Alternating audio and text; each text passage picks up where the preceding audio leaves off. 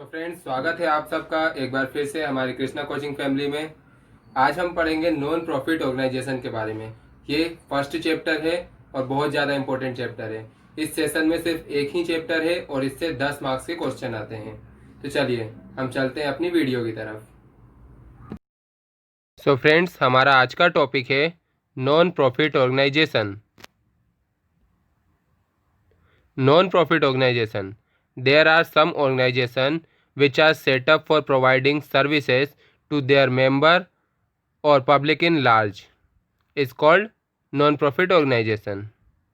मतलब दोस्तों, ऐसी ऑर्गेनाइजेशन जो कि अपने मेंबर्स को, अपने सदस्यों को सेवाएं देने के लिए या फिर पब्लिक एट लार्ज को, मतलब सारी जनता को सेवाएं देने के लिए खोली जाती हैं, उन्हें हम कहते हैं नॉन प्रॉफिट ऑर्गेनाइजेशन।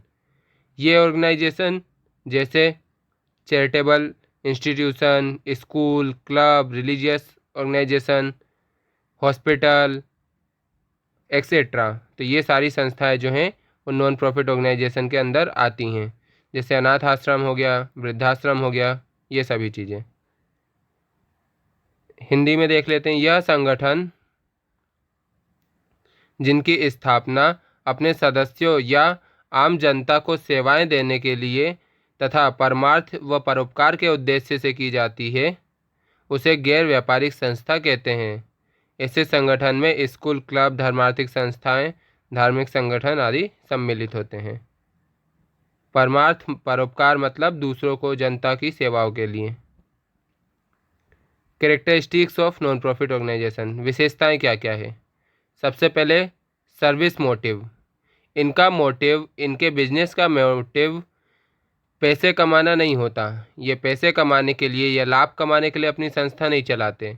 ये संस्था चलाते हैं दूसरों को सेवा देने के लिए और उनकी सेवा करने के लिए। नेक्स्ट, सदस्य, मेंबर। जो भी पर्सन इसमें अपना सब्सक्रिप्शन देता है, मतलब कुछ ना कुछ दान देता है एक लिमिटेड टाइम से, मतलब एक सब्सक्रिप्शन का टाइम होता है, जैसे हर साल कुछ पैसे या हर महीने कुछ पैसे, तो जो भी अपनी मेंबरशिप फीस देता है वो इसका मेंबर होता है। मैनेजमेंट, सारे मेंबर मिलकर किसी एक संस्था को या फिर किसी एक व्यक्ति को नियुक्त कर देते हैं जो कि इसका पूरा मैनेजमेंट करता है, प्रबंध करता है। सोर्स ऑफ इनकम, इनको पैसे कहाँ कहाँ से मिलते हैं। या तो दान से मिलेंगे या फिर मेंबर्स अपनी मेंबरशिप फीस देंगे, या फिर ये लोग कुछ छोटे मोटे कार्यक्रम भी करते हैं, जैसे नाटक या फिर और कुछ ऐसे कार्यक्रम, रंगमंच वगैरह, जिससे लोग इन्हें कुछ दान देते हैं। इन सभी चीज़ों से इनको आय होती है। सरप्लस और डेफिसिट, जहाँ जहाँ से इनका पास पैसा आया उन सभी को हमने जोड़ा और जहाँ जहाँ पैसा गया उन सभी को जोड़ा, दोनों को आपस में प्लस माइनस किया।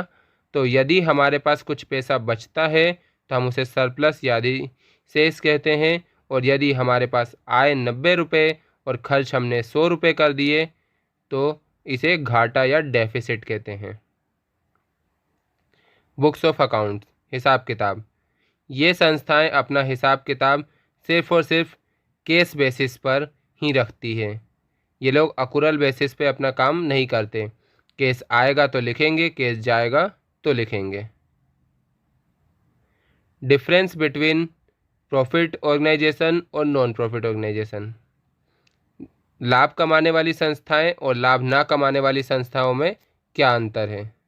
सबसे पहले, अ legal entity which operates for earning profit for the owner is known as profit organization। मतलब ऐसी लीगल एंटिटी जो कि अपने ओनर के लिए प्रॉफिट कमाती है उसे हम कहते हैं profit organization. A non profit organization is a legal entity which operates for serving the society as a whole. मतलब समाज की सेवा के लिए, समाज को अपनी सेवाएं देने के लिए जो ऑर्गेनाइजेशन खोला जाता है उसे नॉन प्रॉफिट ऑर्गेनाइजेशन कहते हैं।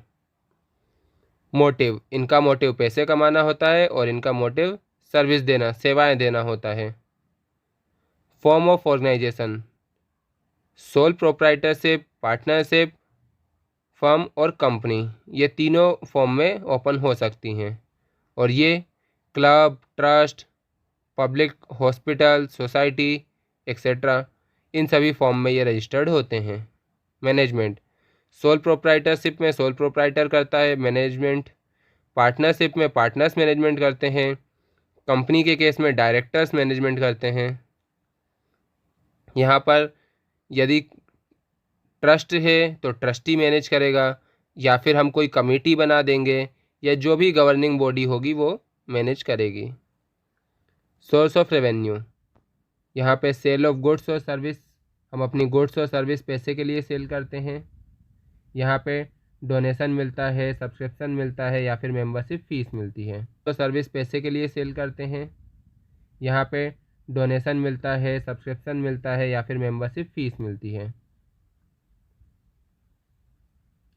फाइनेंशियल स्टेटमेंट, ये लोग इनकम स्टेटमेंट बनाते हैं। इनकम स्टेटमेंट मतलब profit and loss account, balance sheet बनाते हैं, कैश फ्लो स्टेटमेंट बनाते हैं। जबकि यहाँ पर बनता है receipt and payment account, income and expenditure account और बैलेंस शीट। मनी अर्नड, जो भी पैसे ये कमाते हैं वो कहाँ पे ट्रांसफ़र होते हैं, तो यहाँ पे जो प्रॉफिट होता है वो ट्रांसफ़र होता है कैपिटल अकाउंट में, मतलब ओनर के फंड में। और यहाँ पर जो पैसे वो कमाते हैं ये कैपिटल फंड में ट्रांसफ़र होता है। कैपिटल फंड और कैपिटल अकाउंट अलग अलग होता है। कैपिटल अकाउंट ओनर का अकाउंट होता है, वो जब चाहे इसे घर ले जा सकता है, लेकिन कैपिटल फंड अकाउंट ओनर का अकाउंट नहीं होता। हाँ, ये कैपिटल लिखा है यहाँ पे, लेकिन ये ओनर का अकाउंट नहीं होता, क्योंकि यहाँ पे कोई ओनर नहीं होता। ये फंड की तरह कलेक्ट करके रखा जाता है, क्योंकि हो सकता है इस साल हमें अच्छा दान मिला, लेकिन अगले साल हमें दान नहीं मिला या कम मिला, तो उस टाइम ये यूज़ कर सकें। Difference between receipt and payment account and income and expenditure account. सबसे पहले meaning, it is a summarized statement of cash transaction during an accounting year. मतलब ये एक समराइज स्टेटमेंट होता है कि केस कहाँ कहाँ से आया और केस कहाँ कहाँ गया। केस से जो जो ट्रांजैक्शन एक साल में होते हैं वो सभी इसमें लिखे जाते हैं। It is the account of revenue income, revenue expenditure of an accounting year. इसमें हम लिखते हैं कि एक अकाउंटिंग ईयर में, एक साल में कौन कौन से रेवेन्यू इनकम हुई है हमें, और कौन कौन से हमने रेवेन्यू एक्सपेंडिचर किए हैं। Data, gate data from cash book, इसमें डाटा हम कैश बुक से लाते हैं, और इनकम एक्सपेंडिचर बनाने के लिए डाटा हम लाते हैं रिसिप्ट एंड पेमेंट अकाउंट से। Transaction, both capital and revenue are recorded here, only revenue transaction are recorded here. दोस्तों, कैपिटल ट्रांजैक्शन क्या होते हैं, रेवेन्यू ट्रांजैक्शन क्या होते हैं? रेवेन्यू ट्रांजैक्शन मतलब इनकम और एक्सपेंडिचर, मतलब वो चीज़ें जो साल में कई बार या फिर हर साल में कम से कम एक बार तो होती ही हैं। रेंट, सैलरी, कमीशन, ये सभी चीज़ें। कैपिटल एक्सपेंडिचर वो होती हैं जो कई सालों में होती है। ये सभी चीज़ें कैपिटल एक्सपेंडिचर वो होती हैं जो कई सालों में होती है एक बार। एग्जाम्पल लेते हैं, यदि मेरे पास एक गाड़ी है तो मैं उसमें पेट्रोल बार बार बनवाता हूँ, बार बार डलवाता हूँ, लेकिन इंजन में काम करवाना हो तो ये चीज़ कब होती है? कई सालों में एक बार होती है। Then transfer of balance, it's balance is carry forward to same account for the next year. मतलब इसका जो बैलेंस होता है वो इसी अकाउंट में, मतलब रिसिप्ट एंड पेमेंट अकाउंट में ही अगले साल ट्रांसफ़र हो जाता है। और इसका बैलेंस कहाँ ट्रांसफ़र होता है? कैपिटल फंड अकाउंट में। Entry, cash receipts are recorded on debit side और payment are recorded in credit side. Cash receipts जो भी होती हैं वो सभी हम credit side, debit side record करते हैं, और जो जो पेमेंट होता है उसे हम क्रेडिट साइड रिकॉर्ड करते हैं। Expenditure are recorded debit side and incomes are credit side. मतलब जो भी एक्सपेंस है उसे हम डेबिट साइड रिकॉर्ड करेंगे, और जो इनकम से हैं उसे हम क्रेडिट साइड रिकॉर्ड करेंगे। Expenses, it records prepaid expenses और इट रिकॉर्ड्स आउटस्टैंडिंग एक्सपेंसेस। मतलब क्या है? प्रीपेड एक्सपेंसेस मतलब जो हमारे इस साल के एक्सपेंसेस नहीं थे, हमने पे कर दिए हैं, तो उसे भी हम यहाँ पे रिकॉर्ड कर लेते हैं। अगर हमारा एक्सपेंसेस हुआ है, जैसे कि मान लेते हैं मैंने अगले साल का किराया एडवांस दे दिया, तो केस तो गया है, तो हम उसे रिसिप्ट एंड पेमेंट में एंट्री कर लेंगे, लेकिन इनकम एक्सपेंडिचर में नहीं करेंगे। क्यों?